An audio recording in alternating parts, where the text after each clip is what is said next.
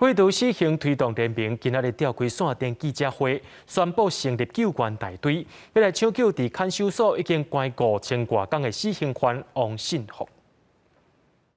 因为这个案子只有2个警察，而我就是坏人。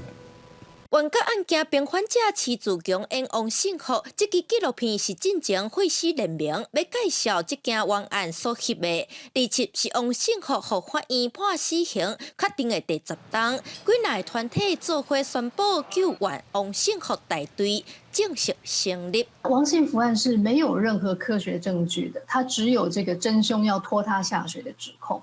这种情形跟苏建和案、徐自强案、谢志宏案 如出一辙啊！王信福防指控伫1990年家己一间卡拉 OK 塞索小弟杀人，不过会师联盟认为凶手陈英杰开枪拍死2个警察，因为口径，法院认定王信福是主谋，但是凶手已经枪决，阁无科学证据，疑点真济。救援律师团表示，已经送经基性死刑确定案件审查意见书互相高检。 我们希望把这个瑕疵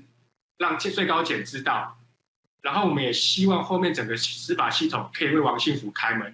让王信福可以有机会可以回家。律师团希望检察总长唐克林案件的证据提出非常上诉，搁予法院重启调查，予王信福有公平的审判。记者陈阿文、刘水台北报道。